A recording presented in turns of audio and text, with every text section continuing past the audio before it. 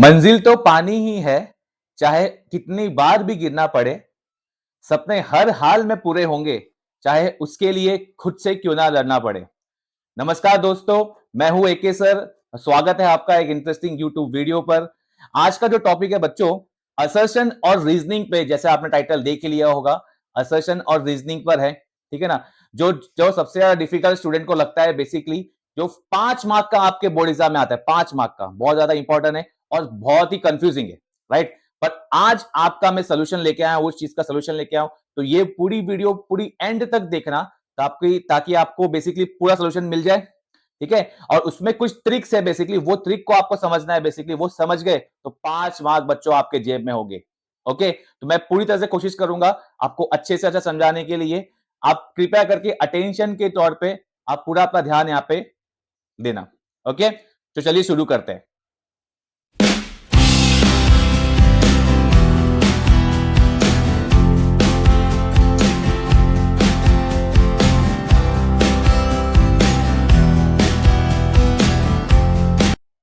Screen पर लेके जाते हैं मैं आपको अभी। ठीक है, स्क्रीन पर आप देखो, जैसे जैसे आप देख रहे हो कि trick to solve assertion and reasoning. ठीक है, आपको आपके सामने दिख रहा है, देखो 5 मार्क्स फिक्स। ठीक है ना। ये अच्छे से कर लिया, खाली 2 ही स्टेप है बच्चों, 2 ही स्टेप। बहुत ज्यादा कंफ्यूजिंग होता है हमेशा बच्चों को, मुझे पता है। काफी बच्चे मुझे पूछते हैं कि सर कैसे करना रहता है, क्या करना रहता है, कैसे कुछ समझ में आता नहीं है, ट्रू कौन सा है, फॉल्स कौन सा है, वो कभी ए सिलेक्ट करना है, कहीं बी सिलेक्ट करना है, बहुत ज्यादा कंफ्यूजिंग है सर। बट कुछ भी टेंशन लेने की जरूरत नहीं है। ठीक है ना। मैं आपके लिए सिर्फ और सिर्फ आपके लिए ये ट्रिक लेके आया हूं, इसको एक बार आप समझ लो अच्छे से, तो सिंपल तरीके से 5 मार्क अपने जेब में आ जाएंगे। ओके, चलो कोशिश करें समझने का। बच्चों देखो यहाँ पे ट्रिक ऐसा दिया हुआ है, देखो मैंने इसको 2 स्टेप में किया हुआ है, 2 स्टेप आपको देखना है। बेसिकली कैसे लिखा हुआ है, देखो वहां पे लिखा हुआ है कि दो चीज, वहां पे कैसा लिखा है, 2 चीज दिया रहेगा ना ऑब्वियसली, असर्शन एंड रीजनिंग, जैसा कि आपको पता है। तो अपने अपने को क्या करना है, स्टेप 1 फॉलो करना है कि check individually both the sentence. कैसे लिखा हुआ है, चेक इंडिविजुअली लिखा हुआ है, both the sentence whether true. ठीक है ना। दोनों का दोनों सेंटेंस देखना है कि बेसिकली ट्रू है या नहीं। ठीक है ना। अगर दोनों सेंटेंस ट्रू है, इफ ट्रू देन स्टेप 2, अगर ट्रू है तो स्टेप 2 पे जाना, जो कि स्टेप 2 क्या है बच्चों, एंड ट्रू है। स्टेप 2 क्या है, check the relation between both the statement. मतलब क्या बोल रहा है, असर्शन और रीजनिंग के बीच में अपने को देखना है रिलेशन। ठीक है ना। अपने को फर्स्ट देखना है कि भाई ट्रू है या फॉल्स है। अगर दोनों ही ट्रू है, असर्शन भी ट्रू है और रीजनिंग भी ट्रू है, तो अपने को सेकंड स्टेप पे जाना है कि बोथ द स्टेटमेंट के बीच में जो रिलेशन है वो देखना है खास करके। राइट, समझ में आएगा यहां तक। ठीक है, फिर से एक बार बोलता हूं मैं। स्टेप 1 क्या बोल रहा है, चेक, अभी फर्स्ट स्टेप करना है अपने को, दोनों को स्टेटमेंट को इंडिविजुअली चेक करना है कि भाई ट्रू है या नहीं। ठीक है, अगर ट्रू हुआ, ठीक है, दोनों स्टेटमेंट ट्रू ट्रू हुआ, तो अपने को नेक्स्ट स्टेप पे जाना है। सर अगर एक स्टेटमेंट ट्रू हुआ, एक स्टेटमेंट फॉल्स हुआ, तो क्या करना है, एक स्टेटमेंट ट्रू हुआ, एक स्टेटमेंट फॉल्स है, तो वहीं पे आपका आंसर खत्म। बहुत ही ज्यादा सिंपल। ठीक है ना। आपको मैं जो बोल रहा हूं वो प्रैक्टिकली करके दिखाते हैं। इसके लिए मैंने 2 एग्जांपल लिया बच्चों, आपके सामने देखो, दिख रहा है आपको एग्जांपल, देखो आपके सामने ही है। देखो ये एग्जांपल नॉर्मली मैंने लिया, अपने सिलेबस का नहीं है, बेसिकली नॉर्मल तरीके से लिया है मैंने। ठीक है, आप देख सकते हो। देखो आप लिखा हुआ असर्शन दिया है एग्जांपल में, demonetization of a currency was undertaken by the government of India on नवंबर 8 2016। ठीक है, तो ऑब्वियसली ये स्टेटमेंट क्या हो गया बच्चा, ट्रू ही है ना, कि ऑब्वियसली ये स्टेटमेंट ऑब्वियसली ट्रू है, क्योंकि डिमोनेटाइजेशन तो आपको पता है कि 8 नवंबर को ही हुआ था, नोटबंदी जिसको बोलते हैं। ठीक है, उसके बाद नीचे उसका रीजन दिया हुआ है, demonetisation was done to eliminate black money to curb competition. मतलब बोल रहा है कि भाई कर्ब, मतलब ब्लैक मनी को रोकने के लिए, सिंपल सा है। तो असर्शन भी ट्रू है और ये वाला भी ट्रू है। ठीक है ना। तो इसका आंसर क्या बन जाएगा, इसका आंसर क्या बन जाएगा, पहले वाले का आंसर क्या बन जाएगा, आंसर क्या बन जाएगा भैया, कि भाई दोनों स्टेट में, मैंने क्या बताया आपको, फर्स्ट ट्रू होगा, सेकंड ट्रू होगा, तो अपने को सेकंड स्टेप पे जाना है कि दोनों के बीच में रिलेशन देखना है। ठीक है ना। तो फर्स्ट वाले पे अपने को देखना है कि फर्स्ट वाला और सेकंड वाले में रिलेशन क्या है। फर्स्ट वाले में क्या बोल रहा है, गवर्नमेंट को, बेसिकली गवर्नमेंट ने किया था 8 नवंबर को नोटबंदी की थी। उसका रीजन ये है कि भैया मनी, जो ब्लैक मार्केट हो रहा है, जो ब्लैक मार्केटिंग हो रहा है, उसको कर्ब करने के लिए, उसको एलिमिनेट करने के लिए किया है। ठीक है, तो यहाँ पे क्या आंसर बनेगा बच्चों, यहाँ पे बनेगा कि भाई सी वाला, दिख रहा है आपको, both A and R are true and R is correct explanation of A, दिख रहा है आपको बच्चों। ठीक है ना, आसान। एक और एग्जांपल लेते हैं, देखो एग्जांपल नंबर 2, देखो यहाँ पे लिखा हुआ है, असर्शन लिया हुआ है, commercial bank decides the SLR rate. ठीक है ना। तो ये स्टेटमेंट अपने आप में, फर्स्ट स्टेप अगर वही देखना है अपने को, ट्रू है या फॉल्स है। फर्स्ट स्टेटमेंट क्या करना है बच्चा, फर्स्ट स्टेटमेंट ट्रू है, ट्रू है ऑब्वियसली, नहीं ना, ऑब्वियसली कमर्शियल बैंक क्या करता है, एसएलआर रेट इसको ये नहीं करता, तो फॉल्स हो जाएगा ना, ये फॉल्स होगा, फर्स्ट स्टेटमेंट फॉल्स है। सेकंड वाला क्या बोल रहा है, central bank does not deals with public directly, तो क्या बोल रहा है ये, ऑब्वियसली ट्रू। सेंट्रल बैंक मतलब क्या, अपना RBI, RBI obviously directly public को डील नहीं करता, आम आदमी जो बेसिकली जो आम आदमी का ना खाता होता है वहां पे, और ना उसमें जाके अपन कुछ का काम कर सकते हैं, राइट, तो सेंट्रल बैंक डील भी नहीं करता, तो ऑब्वियसली तो फर्स्ट स्टेटमेंट क्या हो गया, फॉल्स हो गया। सेकंड स्टेटमेंट ट्रू हो गया। अपना स्टेप वन क्या था, दो स्टेटमेंट अगर ट्रू रहेंगे तो ही अपने को नेक्स्ट स्टेप पे जाना है, राइट, पर यहां पे क्या होगा, एक फॉल्स हो गया एक ट्रू हो गया, तो मतलब आंसर यहां पे खत्म। देखो ना आंसर क्या बनेगा, नीचे नीचे लिखा हुआ है, फर्स्ट वाला फॉल्स था ना, क्या बोल रहा है, ठीक है ना, ए इज फॉल्स, ठीक है ना, A is false and R is true लिखा है वहां पे, ये वाला आ गया समझ में। तो सिंपल तरीके से बच्चों मैंने बेसिकली कैसे किया, आपको एग्जांपल के तौर पर मैंने समझाया है बेसिकली कि भाई फर्स्ट स्टेप क्या है, देखो आप इसका स्क्रीनशॉट ले लो, आपको दिमाग में रहेगा कि क्या करना है, आपको फर्स्ट स्टेप का आसान तरीका एकदम सिंपल रखना है, इसको कोई भी कॉम्प्लिकेटेड रखना नहीं है। दो ही तरीके, दो ही स्टेप है बेसिकली। फर्स्ट स्टेप है कि भाई ट्रू, दोनों स्टेटमेंट को इंडिविजुअली चेक करना है, ट्रू है या फॉल्स है। अगर दोनों स्टेटमेंट ट्रू है तो ही अपने को नेक्स्ट स्टेप पे आना है, जो कि है बीच का, दोनों के बीच में रिलेशन देखना है कि भाई उनके बीच में रिलेशन क्या है, और रिलेशन कैसे देखोगे, बिकॉज लगा के, इसीलिए लगा के, ठीक है ना, आगे देखेंगे अपन और भी। और अगर सेकंड स्टेटमेंट पे आ गए तो बेसिकली सेकंड स्टेटमेंट अपने को रिलेशन देखना है। तो ये सर्टन एग्जांपल दिए थे मैंने। अब मैंने बच्चों आपके लिए क्या किया है, आपके लिए अपने जो 10 चैप्टर्स है इकोनॉमिक्स में, ठीक है ना, तो हर चैप्टर में से कुछ कुछ दो तीन मैंने जो है बेसिकली असर्शन रीजनिंग का क्वेश्चंस लिए हुए, ताकि आपको और भी बेटर वे में समझ में आ जाए कि कैसे क्या करना है, राइट। तो स्टार्ट करते हैं स्क्रीन की तरफ, स्क्रीन की तरफ ध्यान देना बच्चों, बहुत ज्यादा इंपॉर्टेंट है, ठीक है। अपने इंपॉर्टेंट काम सब साइड में रख दो, ये बहुत ज्यादा इंपॉर्टेंट है, 5 मार्क आपके जेब में हो सकता है अगर आपने प्रॉपर्ली देखा। और पूरी वीडियो एंड तक देखना बच्चों, डेफिनेटली डेफिनेटली डेफिनेटली आपको ये यूजफुल लगने वाली है, ठीक है। चलो स्टार्ट करते हैं। फर्स्ट चैप्टर आ गया बच्चा अपना, यहाँ पे दिख रहा है आपको, ठीक है। फर्स्ट क्वेश्चन आ गया, फर्स्ट चैप्टर का इंट्रोडक्शन माइक्रो एंड मैक्रो का फर्स्ट क्वेश्चन आ रहा है। फर्स्ट क्वेश्चन क्या बोल रहा है, देखो आपके सामने लिखा हुआ है,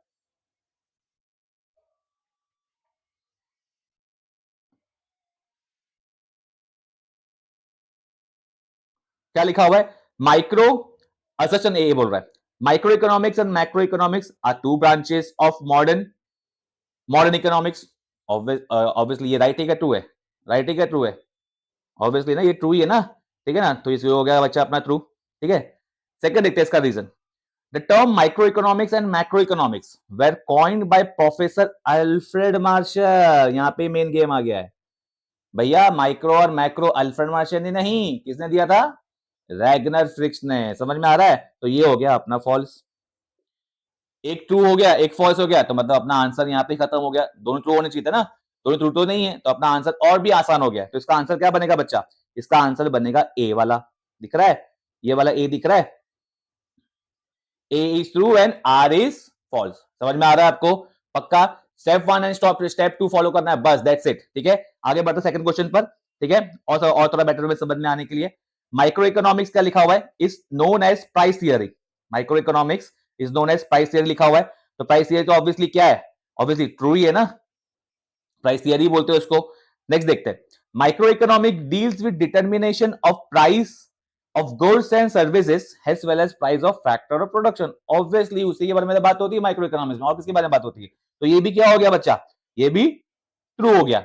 अब दोनों स्टेटमेंट ट्रू हो चुका है, अब क्योंकि दोनों स्टेटमेंट ट्रू हो गया तो अपने को बीच में क्या देखना है, इसका रिलेशन देखना है। देखते हैं, micro economics is known as price theory. Price theory बोलने की वजह से, प्राइस थियरी क्या करता है भैया, वो डील करता है, माइक्रो इकोनॉमी डील करता है determination of price of goods and services as well as factor of production, ठीक है ना। इसमें क्या बनेगा फिर इसका आंसर, ऑब्वियसली ऑब्वियसली दोनों का एक्सप्लेनेशन राइट है, ऑब्वियसली ए ही जो है असर्शन, जो क्वेश्चन है वही असर्शन का रीजनिंग जो है वो राइट है, तो अपना आंसर क्या बनेगा, सी वाला। दिख रहा है आपको, A and R are what, true, but and R is correct explanation of A. I hope कि आपको समझ में आ रहा रहेगा बच्चों, ठीक है। एक और क्वेश्चन में, तीन तीन क्वेश्चन मैंने लिए, थोड़ा फटाफट करेंगे, आप अपने अकॉर्डिंगली अपना स्पीड आप एडजस्ट कर सकते हो, ठीक है। अब जैसे जाओ वैसे वैसे स्पीड पे आप देख सकते हो उसको। आ जाओ नेक्स्ट क्वेश्चन देखते हैं, third question, micro economics begins with certain assumption like pure capitalism, pure employment, perfect competition। Obviously ये सब चीज तो अपने माइक्रो इकोनॉमिक्स के पार्ट में ही ना, आपने फर्स्ट टू 5 चैप्टर में देखा ही है, तो ऑब्वियसली ये क्या हो जाएगा, ट्रू। ठीक है ना। रीजनिंग क्या बता रहा है, the assumption makes micro economics analysis simpler. Obviously assumption, कोई भी चीज में अपने अपने अपना जो डिमांड है, ठीक है, डिमांड एनालाइज देखा, अपने सप्लाई में देखा, सब में अजम्पशन आ रहा है, ठीक है ना। तो जितने ही माइक्रो इकोनॉमिक्स का जो भी स्टडी है, बेसिकली अजम्पशन के जरिए अपन अगर इसको पढ़ते हैं तो और ज्यादा क्या होता है, सिंपलर। ऑब्वियसली ये भी ट्रू हो गया, दो स्टेटमेंट ट्रू हो गया, ठीक है ना। अब इसमें बीच में रिलेशन देखना है। देखो क्या लिखा हुआ है, micro economics begins with certain assumption like pure capitalism, pure full employment, perfect competition. Okay, उसके लिए बोल रहा है कि भाई अजम्पशन की वजह से हमको बेसिकली इकोनॉमिक्स पढ़ने में सिंपलर हो रहा है। ऑब्वियसली इसका रीजन भी ट्रू है, ठीक है ना। तो आंसर क्या होगा, अगेन सी होगा आंसर इसका। Both A and R what true, and A R is a what correct explanation of A. आ रहा है समझ में बच्चों आपको? ओके, चलो चलो, ये हो गया फर्स्ट चैप्टर का। आई होप कि आपको समझ में आ रहा रहेगा, ठीक है। नेक्स्ट चैप्टर पे आते हैं। नेक्स्ट चैप्टर बहुत ही इजी, अगेन बहुत ज्यादा इंपॉर्टेंट भी, यूटिलिटी एनालिसिस, ठीक है ना। अगेन मैंने आपने को 3 क्वेश्चन लिए हुए, थोड़ा समझने की कोशिश करते हैं अपन लोग। फर्स्ट असर्शन दिया है बच्चा, a knife has utility to cut vegetable, ठीक है ना, and it can be use to harm someone, ठीक है ना। ए नाइफ को क्या है, बेसिकली एक यूटिलिटी है बेसिकली इसको, कि भाई वेजिटेबल भी काट सकता है, और बेसिकली क्या कर रहा है, एक सेकेंड, हाँ, क्या बोल रहा है, it can harm, it can use to harm what, someone. Obviously क्या लिखा हुआ है, हाँ, और बाद में लिखा हुआ है ऑब्वियसली ये वाला क्या है, ट्रू है, मैं बता रहा था आपको, हाँ ट्रू है, चलो लिख दिया true. Utility is subjective concept, ठीक है, सब्जेक्टिव कॉन्सेप्ट भी है, ठीक है ना। तो दोनों स्टेटमेंट अपना, दोनों स्टेटमेंट क्या बोल रहा है, ठीक है ना, दोनों स्टेटमेंट ट्रू है, दोनों स्टेटमेंट इंडिविजुअल लेवल पे ट्रू है, दिख रहा रहेगा आपको। दोनों स्टेटमेंट ने इंडिविजुअल लेवल पे क्या किया है, ट्रू किया हुआ है, बट उनके बीच में रिलेशन बनता है कि नहीं बनता है वो देखना है।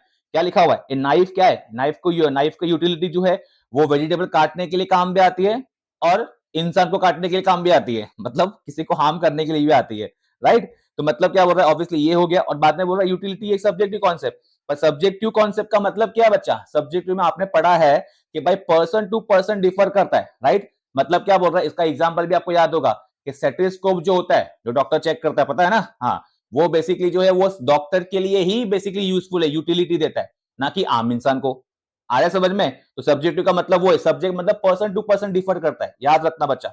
ऑब्वियसली फर्स्ट वाला ट्रू है, सेकंड वाला ट्रू है, बट बेसिकली क्या है, उन दोनों में रिलेशन कुछ भी नहीं है। तो बच्चा इसका आंसर क्या हो जाएगा, obviously D, both A and R are what, but A and R are true, but R is not correct explanation of A. Okay, चलो आगे बढ़ेंगे। सेकंड क्वेश्चन देखेंगे बच्चा, क्या लिखा हुआ है, आगे लिखा हुआ है cardinal measurement of utility is not possible. Cardinal measurement, obviously cardinal measurement number में तो मेजर होता ही नहीं है, आपको पता ही है, ठीक है ना। तो फर्स्ट वाला अगेन में लिखता हूं, यहाँ पे ट्रू लिखता हूं, चलो ठीक है। नेक्स्ट क्वेश्चन, रीजनिंग पढ़ते हैं।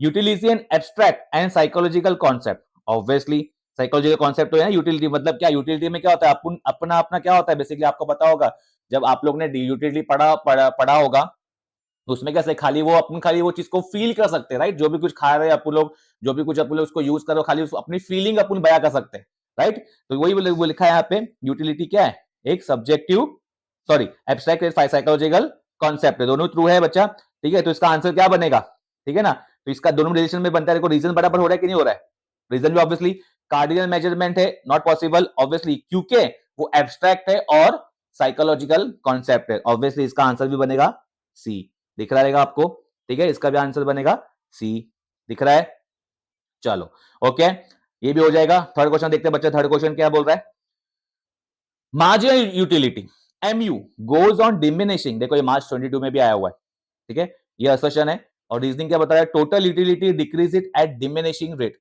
दिख रहा रहेगा आपको, ठीक है। एमयू और टीयू के बारे में आपको पता ही होगा, बेसिकली जैसे आपको ग्राफ का पता होगा, बेसिकली आपने देखा होगा, वहां पे जब भी वो एमयू आप बनाते हो ग्राफ, तो आपने देखा रहेगा वहां पे 10 होता है, बाद में 8 होता है, ठीक है ना, बाद में 6 होता है, बाद में 4 होता है, दिख रहा रहेगा। और आपने ग्राफ भी देखा रहेगा, ग्राफ ऐसे कुछ समथिंग ऐसा कुछ, वो ऊपर टीयू टीयू ऊपर जाता है बेसिकली, ठीक है ना, और एमयू नीचे जाता है, आपको दिख रहा रहेगा। तो ऐसे मैं रफ में आपको बता रहा हूँ बेसिकली, ठीक है, आपको बताइए। तो इसमें क्या देखना है अपने को, इंडिविजुअल देखना है, अगेन देखना है इंडिविजुअली, ये दोनों स्टेटमेंट क्या है, आगे दोनों स्टेटमेंट बच्चा ट्रू ही है, दिख रहा है आपको, दोनों स्टेटमेंट ट्रू है, ठीक है, ओके। उसके बाद में इसका रीजनिंग बराबर है क्या नहीं है वो देखना है अपने को। Obviously MU goes on diminishing, MU diminish इसीलिए हो रहा है, ठीक है, क्योंकि अपना जो बेसिकली टीयू जो है वो इंक्रीज हो रहा है, बट डिमिनिशिंग रेट पे, ठीक है ना। एमयू गिर इसलिए रहा है और बेसिकली गिरने की वजह से टीयू बेसिकली क्या हो रहा है, इंक्रीज हो रहा है। हाँ क्या ना, समझ में आ रहा है कि नहीं आ रहा है बच्चा, पक्का। चलो इसका भी आंसर क्या बनेगा, सी। ओके चलो, आई होप कि आपको दो चैप्टर के असर्शन रीजनिंग समझ में आ गए रहेंगे। आई होप कि आपको समझ में आ रहा होगा। यहां तक अभी आप वीडियो देख रहे हो तो लाइक जरूर करना बच्चों, ठीक है ना। डेफिनेटली आपको, आप फिर से बोल रहा हूं, वो दो स्टेप याद रखना है। दो स्टेप कौन से थे अपने, फिर से एक बार दो स्टेप में आते हैं फिर से आप लोग। दो स्टेप कौन से थे बच्चा, कि फर्स्ट अपने क्या करना है, इंडिविजुअली चेक करना है। इंडिविजुअली चेक करना है दोनों को बेसिकली कि ट्रू है, ठीक है। और अगर ट्रू है दोनों तो अपने को नेक्स्ट स्टेप पे आना है, जो कि अपना सेकंड स्टेप जो है बेसिकली उनके बीच में रिलेशन देखना है, ठीक है। और अगर एक ट्रू रहेगा एक फॉल्स रहेगा तो अपने को क्या करना है, वहां पे क्वेश्चन खत्म हो जाएगा। एक मार्क आपके जेब में एक क्वेश्चन का, ठीक है। और 5 क्वेश्चन के अंदर 5 मार्क, ठीक है। बहुत ही इजी तरीके से आपको बता रहा हूं बच्चा, ठीक है। आई होप कि आपको समझ में आ जाएगा। 2 चैप्टर हो चुके हैं, थर्ड चैप्टर पे आता है जो कि अपना अगेन फेवरेट चैप्टर है, आप सभी का भी फेवरेट होगा, डिमांड एनालिसिस, बहुत ज्यादा इंपॉर्टेंट। ओके चलो डिमांड में पढ़ेंगे। डिमांड में भी अगेन बच्चा सेम दिया हुआ है, असर्शन दिया है। असर्शन समझते हैं आप लोग बेसिकली कैसा दिया हुआ है, फटाफट देख लेते हैं एक बार।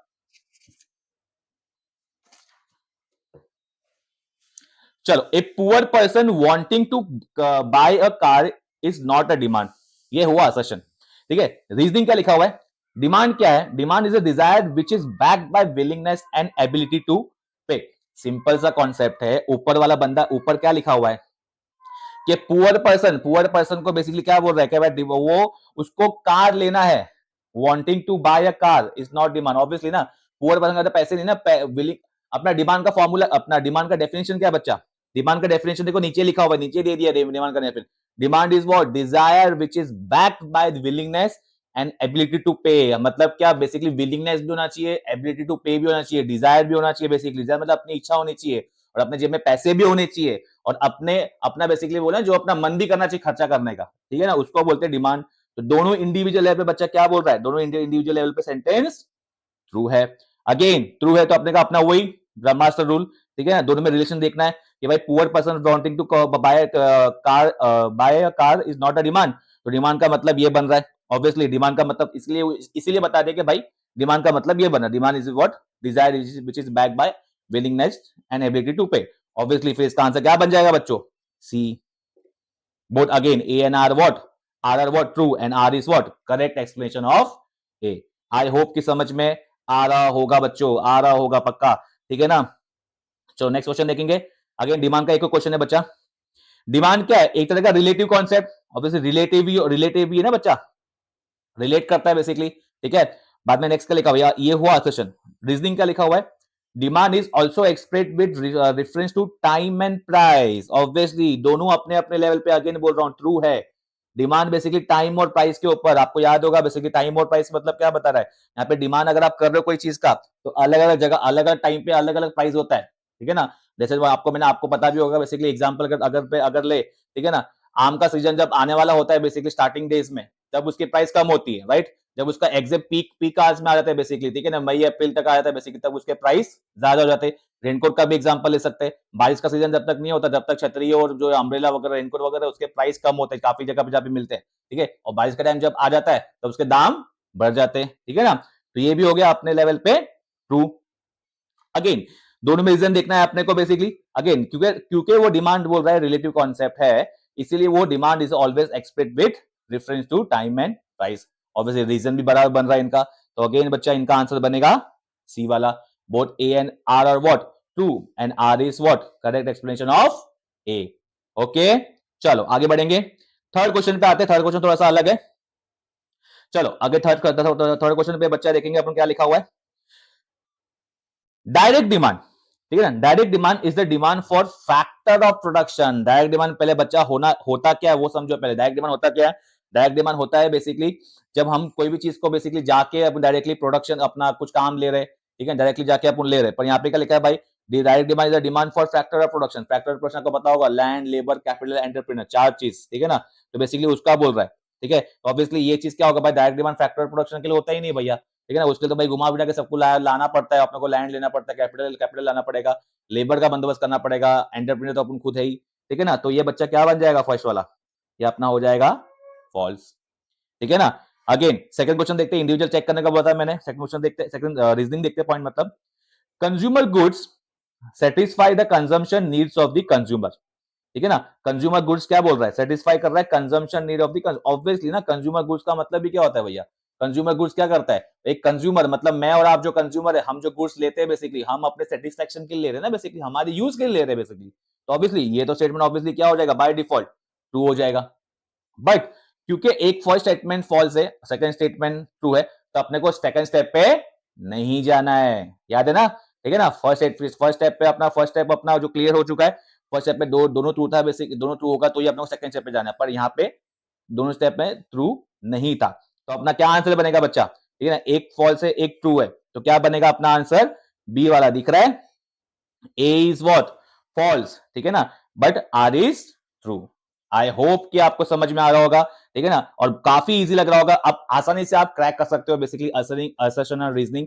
अब ये मत बोलना कि हमको नहीं आता, हमको समझ में नहीं आता, बहुत कंफ्यूजिंग है, एकदम इजी है, देखा ना आपने, एकदम इजी है, ठीक है ना। मैं आपके लिए ऐसे ही वीडियो लाता रहूंगा और आपको ऐसी ट्रिक वगैरह देता रहूंगा, ठीक है, तो पूरा वीडियो देखना एंड तक, ठीक है। और अभी तक वीडियो को लाइक नहीं किया तो लाइक करना, और सब्सक्राइब करो चैनल को अगर सब्सक्राइब नहीं किया तो बच्चों, okay.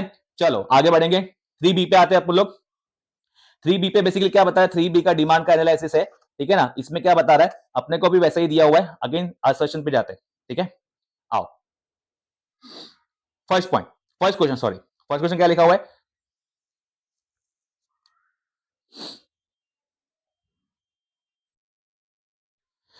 Professor Alfred martial explain the concept of elasticity of demand. Obviously Alfred Marshall uncle नहीं बताया ना भैया, इलास्टिसिटी ऑफ डिमांड किसने बताया, उसने बताया भैया, तो ये क्या हो जाएगा, ट्रू। चल ठीक है, इंडिविजुअल देख लिया आपने, फिर आपने बहुत सेकंड भी देखना है अपने को, तो इंडिविजुअल देखना है अपने को, चलो वो भी देख लेते। तो law of demand fail to explain quantitative relationship between demand and price. Quantitative समझ रहा है, मतलब नंबर्स की बात हो रही है। आपको पता होगा प्रोपोर्शनेट चेंज, आपको पता होगा proportionate change to price to quantity, आपने देखा रहेगा फॉर्मूला बेसिकली, ठीक है ना। परसेंटेज चेंज हो रहा है, पर कितने से हो रहा है बेसिकली, कितना नंबर्स में चेंज हो रहा है वो नहीं बताया, ठीक है ना। तो यहाँ पे क्या लिखा हुआ है, यहाँ पे भी ऑब्वियसली यहाँ पे भी वही लिखा हुआ है कि भैया अपने को यहाँ पे जो लिया हुआ है क्वांटिटेटिव रिलेशन बिटवीन प्राइस यहाँ पे दिया हुआ है, तो ऑब्वियसली ये भी बताया, ये भी क्या हो जाएगा अपना, ट्रू हो जाएगा। The law of demand fail to explain what, quantitative relation between demand and price. Again same step follow करना है, दोनों ट्रू है, अपने को रिलेशन देखना है दोनों के बीच में। अल्फ्रेड मार्शल ने कॉन्सेप्ट दिया इलास्टिसिटी डिमांड, और इलास्टिसिटी डिमांड का बता दिया कि भैया ये डिमांड जो है वो फेल कर देता है एक्सप्लेन करने में quantitative relation between what, demand and price. तो बच्चा इसका आंसर क्या होगा, दोनों में रिलेशन भी एक्यूरेट हो रहा है, ठीक है ना। ए जो है आर, ए का जो है रीजनिंग असर्शन जो है रीजनिंग के हिसाब से बराबर है, तो सी आंसर क्या बोल रहा है, बराबर है, both A and R what are true and R is what correct explanation of A, okay. Next question समझते, सेकंड क्वेश्चन समझते हैं 3B में आप लोग, ठीक है। असर्शन में देखते हैं, असर्शन क्या बोल रहा है, again elasticity of demand explains that one variable, लिखा है यहाँ पे, elasticity of demand explains that one variable is influenced by another variable. चलो ठीक है, ये एक बार ट्रू कर देते हैं, एक बार समझाता हूं मैं आगे, देखो ठीक है। और रीजनिंग में क्या लिखा है बच्चा, the concept of elasticity of demand indicates the effect of price and changes in other factor on demand. चलो ये भी ट्रू है, पर मतलब क्या बोल रहा है, कहना क्या चाहते हो, याद आता है वो डायलॉग, वो वाला कॉन्सेप्ट है। यहाँ पे ये लिखा है, देखो भैया इलास्टिसिटी ऑफ डिमांड के बारे में एक्सप्लेन कर रहा है यहाँ पे, elasticity of demand explains the one variable it influenced by another variable. Obviously एक वेरिएबल की वजह से दूसरा वेरिएबल इफेक्ट होता है, ये तो पता ही है भैया अपने को, प्राइस की वजह से डिमांड में चेंज आता है, आपको पता ही है। Concept of elasticity of demand indicates the effect of price and change in other factor. यहाँ तो भैया अलग ही बोल रहा है, तो समझ में आ रहा है, मतलब क्या बोल रहा है, उससे कुछ रिलेट ही नहीं कर पा रहा है, मतलब वो इलास्टिसिटी ऑफ डिमांड में एक फैक्टर ऑफ डिमांड में कहां पे घुस गया पता नहीं, ठीक है, समझ में आया। तो यहाँ पे क्या बोल रहा है, वहां पे इसीलिए अपने को वही बोल रहा है, बिकॉज लगा के देखना है, कि वहां पे बोल रहा है कि भाई डिमांड एक्सप्लेन जो बोल रहा है, डिमांड एक्सप्लेन कर रहा है, वेरिएबल इन्फ्लुएंस कर रहा है, because the concept of elasticity of demand indicates the effect of price change in other factor of demand. कुछ रिलेट नहीं हो रहा है, सिंपल सी बात है, दोनों अपने आप में ट्रू है, बट रिलेशन उसमें फॉलो नहीं हो रहा है। तो बच्चा इसमें आंसर क्या बनेगा, लास्ट वाला जो आंसर डी वाला है, A and R what are true, but R is not a correct explanation. Okay, चलो आगे बढ़ेंगे, थर्ड वाला लिखेंगे, a change in quantity लिखा हुआ है, a change in quantity demanded of one commodity due to change in price of the other commodity is cross elasticity. Cross elasticity का मतलब पता ही होगा आपको, बताओ कॉम्प्लीमेंट्री सप्लीमेंट्री गुड्स, याद आ रहा है? तो बेसिकली ऑब्वियसली फर्स्ट स्टेटमेंट क्या बन जाएगा बच्चा? फर्स्ट स्टेटमेंट बन जाएगा ट्रू, ठीक है ना? सेकंड स्टेटमेंट देखते हैं, रीजनिंग क्या लिखा हुआ है? Changes in consumer income leads to change in quantity demanded. अरे भैया क्या, ये तो चलती है, ये भी ट्रू है, ठीक है, बट क्या ऊपर क्रॉस इलास्टिसिटी के बारे में बता रहे हो, यहाँ पे नीचे चेंज इन इनकम के बारे में बता रहे हो, क्या बता रहे हो भाई? हैं? चलो ठीक है, तो बेसिकली दोनों स्टेटमेंट ट्रू है, अपने का दोनों, अपना फर्स्ट स्टेप फॉलो हो गया, पर नेक्स्ट स्टेप पे जाना है अपने को। भैया दोनों में रिलेशन ही नहीं है भैया, क्या कर रहे थे भैया? ठीक है ना, तो रिलेशन नहीं तो बच्चा क्या बनेगा? डी वाला point, both A and R are what? True, but R is not what? Correct explanation of A. I hope कि आपको आ रहा होगा बच्चा, ठीक है। फोर्थ चैप्टर पे आते हैं फटाफट, ठीक है, आप अपने अकॉर्डिंगली बच्चों स्पीड को एडजस्ट कर लो, ठीक है। चलो फोर्थ चैप्टर देखेंगे, सप्लाई एनालिसिस। सप्लाई एनालिसिस में क्या लिखा हुआ है फटाफट देखते हैं एक बार।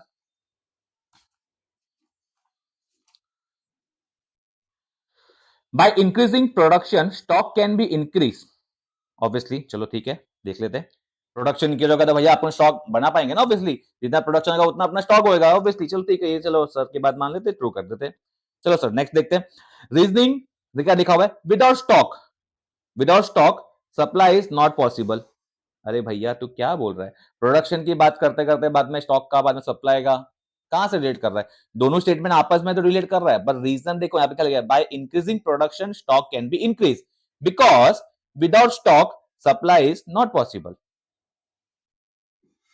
आ रहा है, कुछ समझ में आ रहा है? ठीक है ना, ऑब्वियसली इसका क्या बनेगा, इसका आंसर क्या बनेगा बच्चा? इसका भी आंसर क्या बनेगा? ऑब्वियसली ये रिलेशन बन रहा ही नहीं है, तो फोर्थ आंसर बनेगा, देख रहा है आपको सामने, A and R what? And R true, but R is not correct explanation of A. Okay चलो आगे बढ़ेंगे। सप्लाई क्या है? रिलेटिव टर्म बता रहा है, सप्लाई से रिलेटिव टर्म, ठीक है ना, सप्लाई से रिलेटिव टर्म। रीजनिंग क्या बता रहा है? Supply is always express in relation to what? Price, time and quantity. Relative time बता दिया, तो किससे रिलेट करता है वो बता दिया यहाँ पे कि भाई रिलेशन का रिलेटिव टाइम तो है। चलिए ये भी ट्रू लिख दिया आपने ने बच्चा, ठीक है सर, अब हमने ट्रू लिख दिया। नेक्स्ट बता रहा है रिलेटिव टाइम, हम यहाँ पर बता रहा था रिलेटिव टाइम तो है, पर रिलेट किसे कर रहा है? प्राइस से कर रहा है, टाइम से कर रहा है, क्वांटिटी से कर रहा है, ठीक है ना। बेसिकली क्या बता रहा है, तो यहाँ पे ये दोनों स्टेटमेंट ट्रू हो गया, और ऑब्वियसली कनेक्शन भी दोनों में बन रहा है, पढ़ते पढ़ते से समझ में आ गया है। इसका सिंपल सादा आंसर बन रहा है, क्या बन रहा है बच्चा? ठीक है ना, सिंपल सादा आंसर बन रहा है सी। क्या बन रहा है? Both A and R are true and R is what? Correct explanation of A. समझ में आ रहा है कि नहीं आ रहा है बच्चा लोग? समझ में आ रहा है? चलो चलो आगे बढ़ेंगे। थर्ड क्वेश्चन, थर्ड क्वेश्चन थोड़ा सा अलग है, आओ समझते। लॉ ऑफ सप्लाई क्या बोल रहा है? Was introduced by Marshall uncle, मतलब professor Marshall in his book. चल ठीक है, बढ़िया बोला है, बढ़िया, आपने बताया सर, आपने बता पढ़ा भी हमने तो। चलो नेक्स्ट देखते हैं। The law explain relation between, यहां पे घपला है, ध्यान देखना। The law explain relationship between quantity supplied and quantity demanded. अरे बबुआ कहा बोल दिया? Quantity supply and quantity demanded थोड़ी ना दिया हुआ रिलेशन भैया, सप्लाई तो हमने भी पढ़ा है, आपने भी पढ़ा है ना। तो वहां पे क्या था बच्चा? प्राइस, प्राइस, प्राइस और quantity, price and quantity supplied के बीच में रिलेशन बताया गया है। समझ में आ रहा है क्या? वो लॉ के अंदर, वो बुक के अंदर। तो बच्चा ये क्या बन जाएगा अपना स्टेटमेंट? सीधी सी बात है सर, फॉल्स बन जाएगा। फर्स्ट और सेकंड वाला क्या बन गया अपना? दोनों स्टेटमेंट क्या हो गए? एक ट्रू हो गया, एक फॉल्स हो गया, तो अपने को रिलेशन देखने की जरूरत नहीं है। तो भैया अपना आंसर क्या बनेगा बच्चा? फर्स्ट वाला आंसर बन जाएगा ना कि ए क्या है? ए ट्रू है, और आर क्या है? फॉल्स है सर। आ गया अपने पास मार्क्स, बढ़िया, एक नंबर। चलो आगे बढ़ेंगे। चलो अच्छा फिफ्थ चैप्टर देखते हैं। Fifth chapter forms of market. Forms of market बहुत ज्यादा इंपॉर्टेंट है। फॉर्म्स ऑफ मार्केट का देखो क्वेश्चन समझ में, थोड़ा कोशिश करें समझने का। थोड़ा सा मैं इसको जूम आउट कर देता हूँ ताकि आपको थोड़ा सा क्लियर दिखे।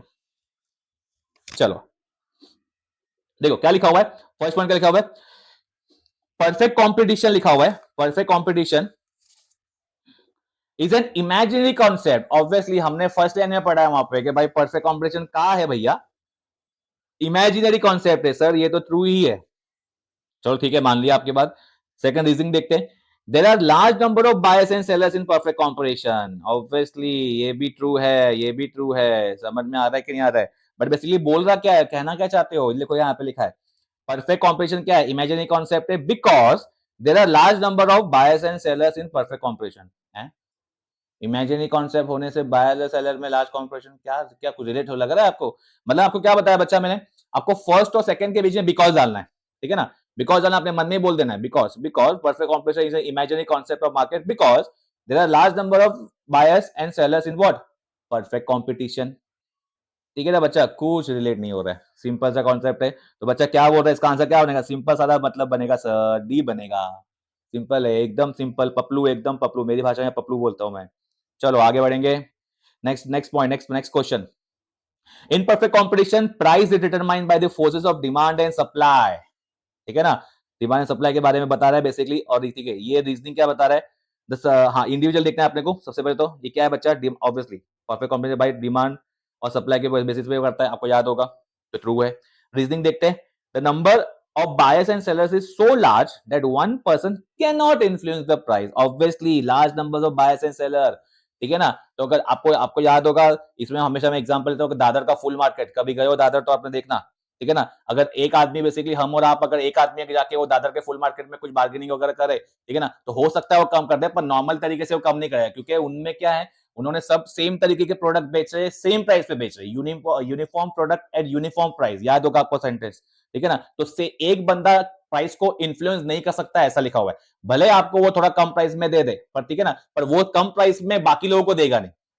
समझ में आ रहा है कि नहीं आ रहा है, 10 की जगह पे आपको 8 में दे दे, पर वो 8 में बाकी लोगों को बेचने वाला नहीं है। आ रहा है समझ में, तो वो सिंपल सा कॉन्सेप्ट है सर, सिंपल दोनों यहाँ पे क्या लिखा हुआ है, दोनों ट्रू लिखा हुआ है। ऑब्वियसली इसका रीजन देखते हैं, इन perfect competition price is determined by market forces of demand because the number of buyers and sellers is so large that one person can not influence the price. बढ़िया बोल रहे हो सर, बढ़िया बढ़िया, तो सी आंसर हो जाएगा ना, ठीक है ना। A and R what true and R is what correct explanation. हाँ क्या ना बच्चों, बढ़िया बढ़िया, चलो आगे बढ़ेंगे। समझ में आ रहा है बच्चों, समझ में आ रहा है बच्चों, पक्का। चलो आगे बढ़ेंगे, कमेंट में ही बोलते जाओ, कमेंट में बोलना डेफिनेटली आपको समझ में आया कि नहीं आया, ठीक है ना। चलो आगे बढ़ेंगे, थर्ड क्वेश्चन, मोनोपोली के बारे में। अगेन ये थोड़ा ट्रिकी क्वेश्चन है। Monopoly is a market in which there is only one seller who controls the entire supply. सब पता है हमको, चलो पता है तो अच्छी बात है बच्चा, ट्रू लिख दो इसको। चलो सेकंड क्वेश्चन देखते हैं, the product sold by monopolist has just one more substitute. अरे भैया ये तो फॉल्स हो गया ना, मोनोपोलिस्ट के भैया क्या बोल रहा है भाई, वो सब्स्टिट्यूट प्रोडक्ट बेच रहा है, खाली बोल रहा है कि भाई product sold by monopolist has just one more substitute, उसका खाली एक ही सब्स्टिट्यूट पड़ा हुआ है, ऐसा होता है? ऑब्वियसली नहीं। दोनों को लिंक करना है अपने को, monopolism market in which there is only one seller can control who controls the entire supply because the product sold by the monopolist has just one more substitute। हो रहा है कि नहीं हो रहा है, लिंक हो रहा है कि नहीं हो रहा है, पक्का पक्का। अरे भाई लिंक कहां से होगा, फर्स्ट वाला ट्रू हो गया, सेकंड वाला फॉल्स हो गया बच्चा, तो सेकंड स्टेप पे जाना ही नहीं है, क्यों कंफ्यूजन हो रहे हो, ठीक है ना।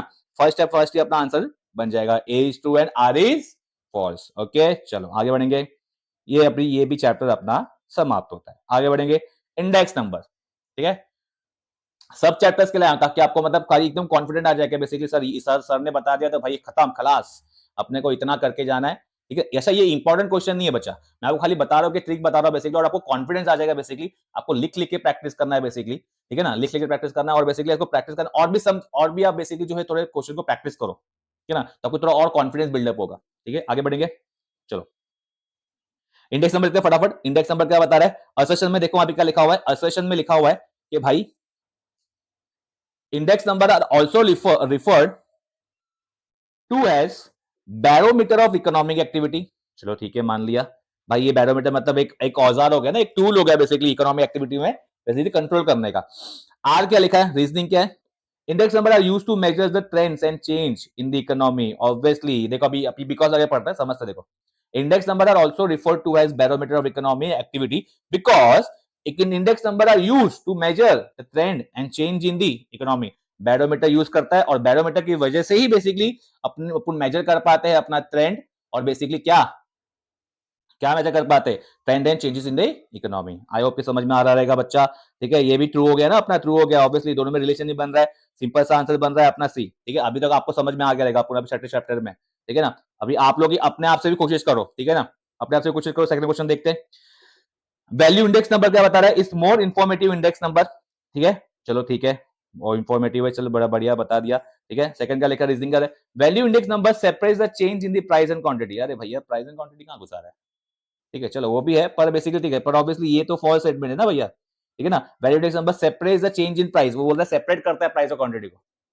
नहीं करता। अपना आपको आपको मेरे को फॉर्मूला पता ही है बेसिकली, ठीक है ना। और दोनों ऑब्वियसली फर्स्ट स्टेटमेंट ट्रू हो गया, सेकंड स्टेटमेंट फॉल हो गया, तो भैया यहाँ पे अपना क्वेश्चन खत्म। तो क्या आंसर बनेगा बच्चा, ठीक है, क्वेश्चन आंसर बनेगा ए वाला, ठीक है। चलो आगे बढ़ेंगे। असर्शन क्या लिखा हुआ है, the base year should be normal, that is it should be free from natural calamities, ठीक है ना। ये हो गया अपना असर्शन हो गया। तो इसका बेस, इसका क्या आंसर बनेगा, सॉरी इसका ट्रू ट्रू बनेगा ऑब्वियसली, ठीक है। बेस बेस ईयर हमेशा नॉर्मल होना चाहिए, बताइए आपको, ठीक है ना। और इसको कोई भी नेचुरल कैलामिटीज को उसमें इंक्लूड नहीं करना, आपको पता होगा। Reasoning, base year is the year against which the comparison is made, समझ में आ रहा है ऑब्वियसली। इसमें देखो पहले बात में क्या लिखा है, ये भी ट्रू हो गया ना, ये ना। यहाँ पे पहले बात में क्या लिखा है, बेस ईयर के बारे में बताया। बेस ईयर क्या है बच्चा, बेस ईयर बोल रहा है कि भाई उसमें कोई भी नेचुरल कैलामिटीज और कोई भी डेटा वगैरह होना नहीं चाहिए, फर्स्ट फिर। और क्या बोलेंगे भाई, बेस ईयर क्या है, base year is what, year against which the comparison is made. Base year क्या है, जिस जो ईयर है बेसिकली जिससे अपन को ईयर से कंपैरिजन करना है। आपको पता होगा बेस ईयर नीचे लेते हैं, करंट ईयर ऊपर लेते हैं, आपको पता ही होगा बेसिकली। दोनों स्टेटमेंट हो गया ट्रू, दोनों स्टेटमेंट हो गया ट्रू। और बेसिकली क्या बन रहा है, रिलेशन भी बन रहा है सर, बढ़िया बोले हो। तो क्या बनेगा बच्चा, C is the answer. I hope कि समझ में आ रहा होगा, ठीक है ना। चलो चलो बढ़िया बढ़िया, आगे बढ़ेंगे सर। नेशनल इनकम, मैक्रो में आ गए हम, मैक्रो मैक्रो। चलो मैक्रो समझते हैं फटाफट। मैक्रो में क्या लिखा है फटाफट देखेंगे। असर्शन एंड रीजनिंग, ठीक है, चलो ऑब्वियसली वही है। उसके बाद देखते, सॉरी, हाँ फर्स्ट क्वेश्चन आ रहा है बच्चा। फर्स्ट क्वेश्चन क्या लिखा है फटाफट देख लो।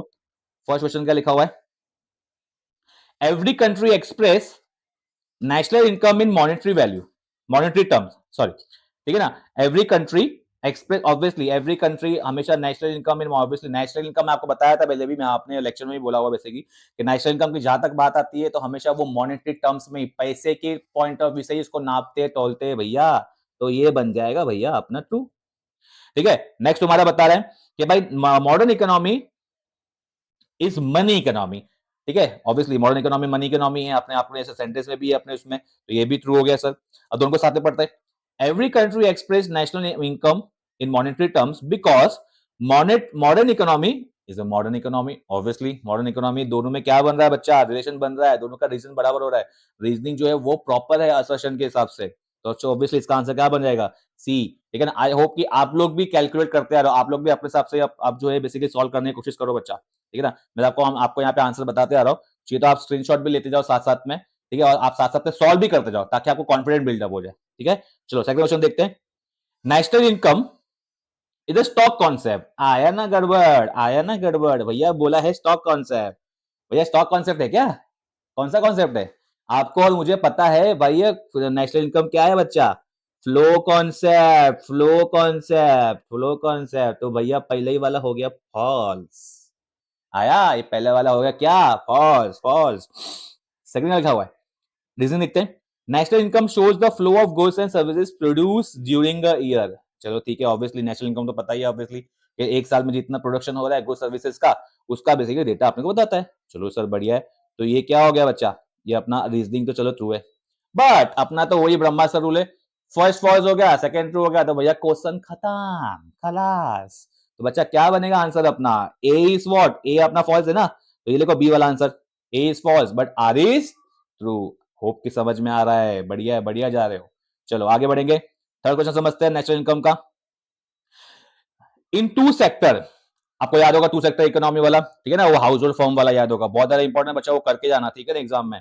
इन two sector economy money flows from firm to household and household to firm, क्या बोल रहा है भैया, हाँ, हाउस होल्ड टू फर्म, क्या बोल रहा है भाई, money flows to firm to household, और बाद में हाउस होल्ड टू फर्म, बढ़िया बोल रहे हो। चलो सर ठीक है, ट्रू कर दो इसको, ठीक है। उसके बाद में क्या लिखा हुआ है, reason there are two sector in two, there are two sector in two sector economy that is household and firm, दोनों इंडिविजुअल लेवल पे ट्रू है। बस रीजन देखो, रीजन देखो, ये पहला वाला बोल रहा है कि टू सेक्टर इकोनॉमी में money flows from firm to household and household to firm, ये मनी फ्लो कहने बता रहा है। और बाद में नेक्स्ट बता रहा है कि भाई there are two sector in two sector, there are two sector in two sector economy that is household and firm, ये उसका रीजन नहीं है, कॉन्सेप्ट बराबर है, ट्रू लिखा हुआ है, बट ऊपर वाले का जो रीजन क्वेश्चन जो है उसका आंसर नहीं है। समझ में आ रहा है आपको, मतलब मेरे बोलने का मतलब क्या, अपने को इंडिविजुअल चेक तो करना है बच्चा, चेक करना है, बट अपने को ये भी देखना है कि जो रीजन दिया है वो ऊपर वाले से मैच हो रहा है कि नहीं हो रहा है, बिकॉज लगा के, ठीक है ना। ऑब्वियसली दोनों स्टेटमेंट इंडिविजुअल ट्रू है ऑब्वियसली, तो आपको नेक्स्ट स्टेप पे जाएंगे तो ऑब्वियसली पर इसमें रिलेशन कुछ बन नहीं रहा है, तो फिर अपना आंसर बन जाएगा डी वाला, ठीक है ना, समझ में आ रहा रहेगा आई होप कि आपको, ठीक है। नेक्स्ट चैप्टर पे आते हैं, एक चैप्टर पे आते हैं बच्चा फटाफट। एक चैप्टर क्या लिखा हुआ है, एक चैप्टर अपना public finance in India, public finance in India, ठीक है ना। बच्चा यहां तक अगर वीडियो देखा है तो प्लीज उसको लाइक करो, ठीक है ना, लाइक करो, सब्सक्राइब करो अगर चैनल को अब तक सब्सक्राइब नहीं किया तो, ठीक है ना। बहुत ज्यादा मेहनत लगती है बेसिकली ये सब पीडीएफ वगैरह बेसिकली बनाने के लिए, क्वेश्चन वगैरह प्रिपेयर करने के लिए।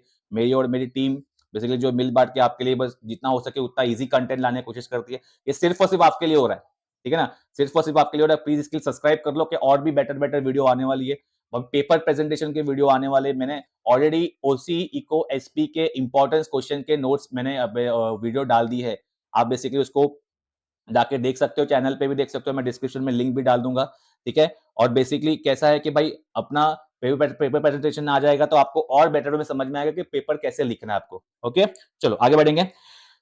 एक chapter public finance in India, again बहुत ज्यादा इंपॉर्टेंट, अगेन बहुत ज्यादा इजी है समझ में। अभी आप कोशिश करना अपने मन के अंदर, ठीक है, क्वेश्चन मैं यहाँ पे सॉल्व करता हूँ, आप यहाँ पे कोशिश करना, ठीक है। Public finance refers to what study of income and expenditure of a citizen. Public finance का मतलब क्या है, यहाँ लिखा है public finance refers to study of income and expenditure of citizen.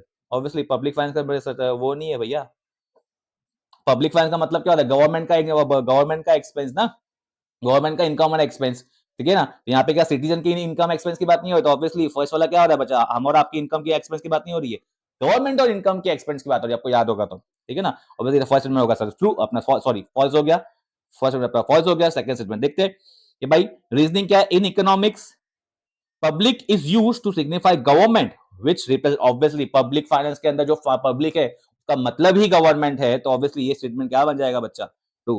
But क्योंकि फर्स्ट स्टेटमेंट फॉल्स है, सेकंड स्टेटमेंट ट्रू है, तो भैया अपने को अपना क्वेश्चन हुआ समाप्त, सेकंड स्टेप पे जाने की जरूरत नहीं है। बढ़िया बोले, बराबर बोले, ठीक है, समझ में आ गया अभी मेरे को लग रहा है, ठीक है ना। अच्छा इसका आंसर क्या बन जाएगा, बी, ठीक है। नेक्स्ट क्वेश्चन पे आते हैं, टिल 20th सेंचुरी, ठीक है ना, हाँ देखो ये भी इंपॉर्टेंट क्वेश्चन है। Till 20th century function of government were restricted to optional function. दो तरह के फंक्शन होते हैं बच्चा, ऑप्शनल और ऑब्लिगेटरी, आपको पता होगा, ठीक है ना। तो ऑप्शनल फंक्शन में बेसिकली क्या बोल रहा है, ऑप्शनल फंक्शन में नहीं था बच्चा, ये भी अपना क्या होता, तब तक 20th सेंचुरी में बेसिकली ऑब्लिगेटरी फंक्शन था, ऑब्लिगेटरी फंक्शन, ठीक है ना। अगर आपने टेक्स्ट बुक में पढ़ा रहेगा आंसर बेसिकली ऑब्लिगेटरी फंक्शन था बेसिकली, इसलिए ये स्टेटमेंट अपना क्या हो जाएगा बच्चा, false false false. Obligatory function का मतलब क्या होता है, कम अपनी गवर्नमेंट बेसिकली क्या करती है, मेंटेनिंग लॉ एंड ऑर्डर के बारे में थोड़ा खर्चा वगैरह करती है, अपना डिफेंस वगैरह में खर्चा वगैरह करती है, आपको पता होगा, ठीक है, वो हो गया। नेक्स्ट रीजनिंग देखते हैं, till 20th century majority of government adopted a policy of laissez faire, ठीक है, लेजी फेयर मतलब क्या बोल रहा है भैया, ठीक है, लेजी फेयर यहाँ पे बोल रहा है कि भाई खुद का रूल, ऑब्वियसली ये तो ऑब्वियसली ट्रू ही हो जाएगा, तो ये वाला ट्रू है, वैसे कि 20th सेंचुरी तक उन्होंने अडॉप्ट कर लिया था, ठीक है ना। ठीक है, तो फर्स्ट एक हो गया फॉल्स, एक हो गया ट्रू, सेकंड स्टेप पे जाने की जरूरत अगेन नहीं है। तो आंसर क्या बन जाएगा बच्चा अपना, आंसर बन जाएगा अपना बी वाला, ठीक है ना, A is false and R is true. चलो आगे देखते हैं, थर्ड वाला देखते हैं, थर्ड क्या बोल रहा है अपना, non development expenditure does not yield any productive impact on country, ठीक है ना। डेवलपमेंट एक्सपेंडिचर होते हैं, नॉन डेवलपमेंट एक्सपेंडिचर होता है, आपको पता ही होगा बेसिकली, ठीक है ना। नॉन डेवलपमेंट एक्सपेंडिचर बोल रहा है कि भाई कोई भी तरह का इंपैक्ट अपने देश पे डालता नहीं है, यहाँ पे लिखा हुआ है, चलो ठीक है ये ट्रू है। तो नॉन डेवलपमेंट एक्सपेंडिचर मतलब क्या हो, वॉर पे एक्सपेंस हो गया, ठीक है ना, अपने बेसिकली डिफेंस पे एक्सपेंस हो गया, बेसिकली आर्म्स एम्यूनिशन पे एक्सपेंस हो गया, तो वो अपने बेसिकली कोई भी कंट्री के ऊपर बेसिकली जो डायरेक्टली प्रोडक्टिव इंपैक्ट नहीं डालता, उससे कुछ अपने को कुछ मिलता नहीं है, सेफ गार्ड वगैरह मिल रहा है पर प्रोडक्टिव इंपैक्ट नहीं डाल रहा है, ठीक है ना। उसके बाद लिखा हुआ नेक्स्ट क्वेश्चन देखते हैं, एडमिनिस्ट्रेशन कॉस्ट, सैलरीज हो गया, पेंशन हो गया, R examples of what, of non development expenditure. भैया राइट है कि रॉन्ग है सर, ऑब्वियसली रॉन्ग है, ठीक है ना, क्योंकि एडमिन अपना नॉन डेवलपमेंट का एग्जांपल क्या आएगा बच्चा, रेवेन्यू एक्सपेंडिचर अपना, बेसिकली ये सब क्या है, ये जो एग्जांपल जो लिखे हैं वो किसके हो जाएंगे, वो रेवेन्यू एक्सपेंडिचर के, रेवेन्यू एक्सपेंडिचर को पता होगा, रेवेन्यू एक्सपेंडिचर, ठीक है ना, रेवेन्यू एक्सपेंडिचर। तो बच्चा ये वाला आंसर क्या हो जाएगा अपना, फॉल्स हो जाएगा statement. Obviously again true and false आ गया, तो अपने को सेकंड स्टेप जाने की जरूरत नहीं है, बढ़िया बढ़िया एक नंबर, ठीक है। तो फर्स्ट अपना क्या बन जाएगा, A is true and R is false, okay. चलो आगे बढ़ेंगे आगे बढ़ेंगे, चलो नौवां चैप्टर आ गया, नौवां chapter money market and capital market.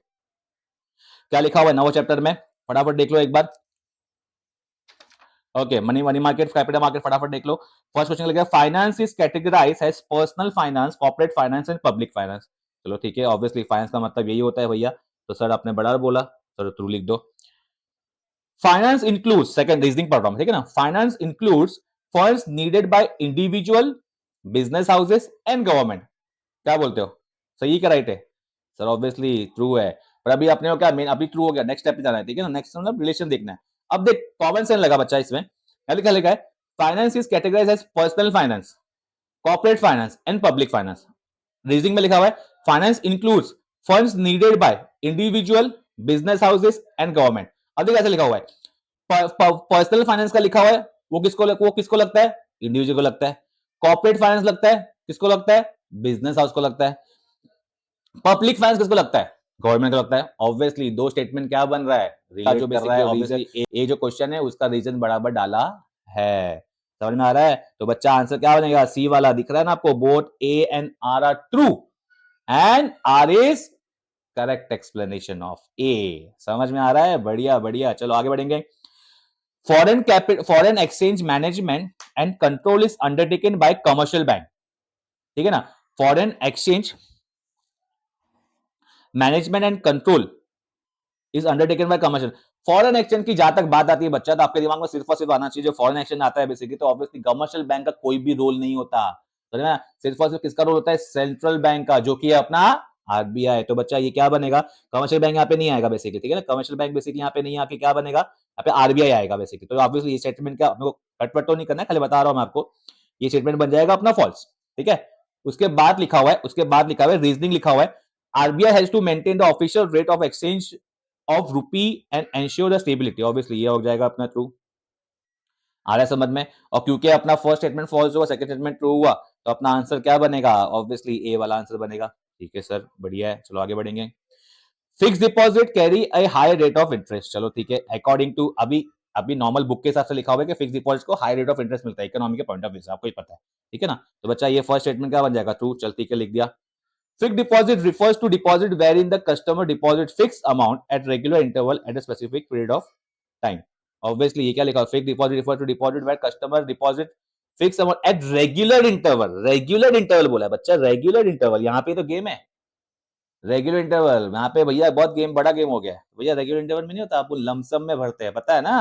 तो सर क्या होगा, अरे सीधी सी बात है बच्चा, फॉल्स होगा। तो एक ट्रू एक फॉल्स, क्वेश्चन समाप्त, क्वेश्चन समाप्त बच्चा, ठीक है। तो आंसर क्या बनेगा, ऑब्वियसली ए वाला बनेगा, A is true and, R is false. चलो चलो चलो, आखिरी चैप्टर पे आ गए आप लोग, आखिरी चैप्टर पे, 10वें चैप्टर पे, चलो बढ़िया है। फॉरेन ट्रेड इन इंडिया, ठीक है ना। आई होप कि अभी तक आपको समझ में आ गया होगा बच्चों कि बहुत ज्यादा इंपॉर्टेंट जो चीजें आप समझ रहे थे कि बहुत डेंजर है, बहुत समझ में नहीं आ रहा है, कुछ भी नहीं आ रहा है, वो काफी सिंपल निकला, राइट। थोड़ा सा ट्रिक खाली आजमाना था बेसिकली, जो ट्रिक मैं आपके लाया वो ट्रिक को आजमाना है आपको, और सिंपल 5 मार्क अपने जेब में, 20 में से 20 मार्क ऑब्जेक्टिव आना ही चाहिए भाई, ठीक है ना। और मेरे जो वीडियो मैंने देखा, आप जिन्होंने मेरे वीडियो देखे हैं बेसिकली, उनका मैंने बताया बेसिकली अपना टारगेट बेसिकली जो है, ठीक है ना, 95 प्लस आना ही चाहिए। जिस तरह मैंने बताया प्लानिंग के बारे में, स्टडी के बारे में, वो वीडियो नहीं देखी तो इंपॉर्टेंट वीडियोस, इंपॉर्टेंट नोट्स के वीडियो जरा देख लेना, ठीक है, जाके आपको एक बार समझ में आ जाए क्या बोल रहा हूं मैं। चलो 10th चैप्टर देखते हैं। असर्शन लिखा हुआ है, import trade leads to what, inflow goods to foreign, to home country. Obviously चलो ठीक है, ये ट्रू हो गया, ठीक है ना, ये ट्रू हो गया ना अपना। क्या लिखा हुआ, इंपोर्टेड का मतलब ये होता है भाई, इंपोर्ट मतलब इनफ्लो हो रहा है, ठीक है ना, अंदर आ रहा है गुड्स, ठीक है, चलो होम कंट्री में आ रहा है, ट्रू हो गया। Import trade is a type of internal trade है, अरे भैया ये तो फॉल्स हो गया ना। Internal trade, import trade internal trade ना आएगा, अपना डोमेस्टिक ट्रेड की बात हो रही है, तो फॉल्स हो गया, ठीक है ना, ट्रू और फॉल्स, ठीक है। और फिर फर्स्ट स्टेटमेंट ट्रू हुआ, सेकंड स्टेटमेंट फॉल्स हुआ, तो क्या बन गया अपना, क्या बन गया, ठीक है, फर्स्ट ए वाला स्टेटमेंट बन गया, बढ़िया है। सेकंड क्वेश्चन देखते हैं, foreign trade leads to optimum allocation of resources, चलो ठीक है, अलोकेशन रिसोर्सेज का अलोकेशन बराबर प्रॉपर्ली होता है फॉरेन ट्रेड की वजह से, बराबर जिसको जहाँ पे जो चीज चाहिए उसको वो चीज मिल रही है, उसका मतलब होता है अलोकेशन ऑफ रिसोर्सेज, तो ट्रू है, चलो बढ़िया है। There are 3 type of foreign trade, चलो बढ़िया है, ऑब्वियसली थ्री टाइप है, पता है ना आपको, इंपोर्ट एक्सपोर्ट और एंट्रीपोर्ट, बढ़िया है बढ़िया है, ठीक है ना। तो दोनों ट्रू हो गया, दोनों में रिलेशन है क्या, नहीं, फटाफट देखते हैं। रिलेशन, ऑब्वियसली रिलेशन तो ऑब्वियसली नहीं है, क्योंकि आप लिखा है देखो, foreign trade leads to optimum allocation of resources because there are 3 type of foreign trade है, कहां से कहां लिंक हो रहा है भैया, कुछ नहीं, कुछ रिलेशन नहीं है। तो चौथा पॉइंट सिंपल से मारो दोस्तों पर चौथा पॉइंट, ए और आर तो ट्रू है but relation R is not relation expression of A. चलो बढ़िया है। लास्ट क्वेश्चन देखते हैं बच्चा। लास्ट क्वेश्चन क्या लिखा हुआ है, foreign trade raises the standard of living. Standard of living obviously foreign trade मतलब क्या हो रहा है, फॉरेन ट्रेड की वजह से क्या होगा, अपने यहाँ पे गुड्स अच्छे आएंगे, ठीक है ना, बाहर वाली कंट्री के गुड्स वगैरह आएंगे, अपने यहाँ पे टेक्नोलॉजी आएगी, लोगों का स्टैंडर्ड ऑफ लिविंग बढ़ेगा, रहन सहन बढ़ेगा। सब बढ़िया बोल रहे हो, स्टैंडर्ड ऑफ लिविंग बढ़ेगा, ट्रू हो गया। चलो आंसर। उसके बाद लिखा है being highly competitive foreign trade ensures good quality of goods. फिर से being highly competitive foreign trade ensures quality of good. Highly obviously ये भी लिखा है भाई, क्योंकि हाईली कॉम्पिटिटिव की वजह से फॉरेन ट्रेड में क्या हो रहा है, कंपटीशन बढ़ने की वजह से फॉरेन ट्रेड बेसिकली जो हो रहा है, गुड्स वगैरह आ रहे हैं वो एकदम अच्छी क्वालिटी के आ रहे हैं, क्योंकि एक ही फील्ड के एक ही लाइन ऑफ बिजनेस के अनेकों बिजनेसेस है, ठीक है ना, तो उसमें कंपटीशन तो होगा ही, और कंपटीशन में अब भाई टिके रहना है तो भैया अपने को क्वालिटी मेंटेन करनी पड़ेगी। तो भैया दोनों स्टेटमेंट हो गया ट्रू। अब देखना है अपने को नेक्स्ट स्टेप का, जो सेकंड स्टेप था अपना, दोनों में रिलेशन है क्या नहीं देखते। Last time foreign trade raises the standard of living because being highly competitive foreign trade ensures quality of goods. Obviously sir जा रहा है, ये स्टेटमेंट जा रहा है सिंपल, ऑब्वियसली उसकी वजह से ही बेसिकली वो स्टैंडर्ड ऑफ लिविंग बढ़ रहा है, उसकी वजह से बेसिकली क्या बढ़ रहा है भाई, कॉम्पिटिटिव बढ़ गया है, ठीक है ना। और फॉरेन ट्रेड क्या बढ़ रहा है, क्वालिटी में अपने सुधार ला रहा है, क्वालिटी में एकदम एक नंबर क्वालिटी बना रहा है। ऑब्वियसली सर इसका आंसर बनेगा सी, ठीक है ना बच्चा। ठीक है, आई होप कि आपने स्क्रीनशॉट ले लिया रहेगा बच्चा। तो बेसिकली ये मैंने सब चैप्टर्स के बेसिकली आपके लिए लाया था, ठीक है ना, आपके लिए लाया था, तो बेसिकली आपको आई होप कि आपको समझ में आ गया रहेगा, ठीक है। आगे आपको आपको आपके एग्जाम्स के लिए आपको वेरी ऑल द बेस्ट, ठीक है ना, all the very best. Basically ये अगर आपने 5 मार्क के क्वेश्चन बराबर कर लिए, इसको प्रैक्टिस करो बच्चा, जितना हो सके उतना प्रैक्टिस करो, ठीक है ना। और यहां तक अगर आपने वीडियो देखा तो अगेन बोल रहा हूं, लाइक करो, कमेंट करो और शेयर करो, जिन जिन को बेसिकली ये असर्शन रीजनिंग बहुत ज्यादा हार्ड पड़ता है, डिफिकल्ट पड़ता है, उनको उनके लिए काफी थोड़ी हेल्प हो पाएगी, बेसिकली थोड़ा सा समाज सेवा भी कर लो भाई, ठीक है ना। तो ये वाली बात हो जाएगी, तो ऑल द वेरी बेस्ट, ठीक है ना। और यहां तक वीडियो देखने के लिए बच्चा बहुत ज्यादा शुक्रिया, ठीक है ना।